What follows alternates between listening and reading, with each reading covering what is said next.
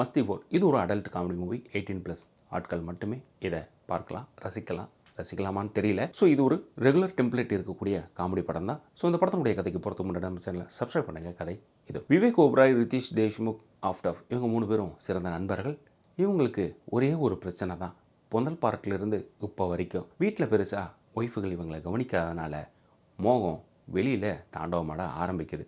பார்த்ததெல்லாம் வேணும் அப்படின்னு நினைக்கக்கூடிய எண்ணம் தான் இவங்க 3 பேர்த்ததுக்கும். 3 பேரும் வேறு வேறு தொழில்கள் செய்துட்டு இருந்தாலும் ஒரு இடத்துல ஒன்றா கூடுனாங்கன்னா பேசுகிறது என்னமோ அடல்ட் கண்டென்ட் தான். ஒரு கட்டத்தில் ஒய்ஃபுக்கிட்ட ஓப்பனாக சொல்ல, சரி நீங்கள் 3 பேரும் போய் என்ஜாய் பண்ணுங்கப்பா அப்படின்னு அவங்க ஒய்ஃபுகள் சொல்ல, போய் சேர்ற இடம் அப்படிங்கிறது வாழ்க்கையில் இனிமேலும் சந்தோஷமே நமக்கு கிடைக்கக்கூடாதுரா அப்படின்னு அமையுது.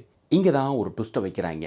இப்போ 3 பேரும் போய் ஜாலியாக இருந்தீங்களா, இப்போ நாங்கள் 3 பேரும் போய் ஜாலியாக இருக்க போகிறோன்னு 3 பேர்த்தோட ஒய்ஃபுகளும் கிளம்பி போகிறாங்க.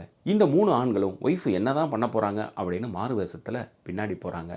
படம் இது வரைக்கும் ஒரு ட்ரெடிஷ்னல் ஒய்ஃபாக காட்டிகிட்டு இருந்த இந்த 3 பேரையும் பீச்சுக்குள்ளார இறங்கினதுக்கு அப்புறம் தான் இதுவரை வெயிட் பண்ணிகிட்டு இருந்த அடல்ட் காமெடி ரசிகர்கள் என்ஜாய் பண்ண ஆரம்பிப்பாங்க.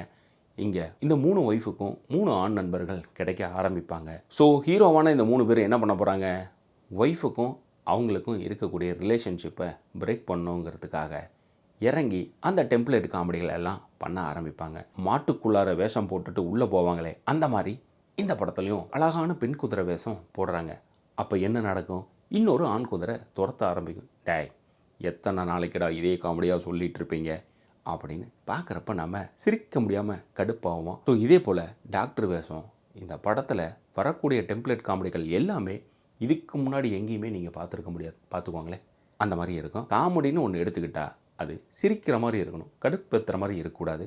அதை நமக்கு ஒவ்வொரு முறையும் புகட்டுது இந்த ஹிந்தி படம். ஸோ வேலை குழப்பம் இல்லாமல் வெட்டியாக இருக்கிற இந்த படத்துக்கு போகலாமான்னு கேட்டால் அது உங்கள் விருப்பம். இதே போல் நம்ம சேனலில் மற்ற படங்கள் ரிவ்யூ இருக்குது, பாருங்கள். மறக்காமல் சப்ஸ்கிரைப் பண்ணிட்டு மற்றவங்களுக்கும் ஷேர் பண்ணுங்கள்.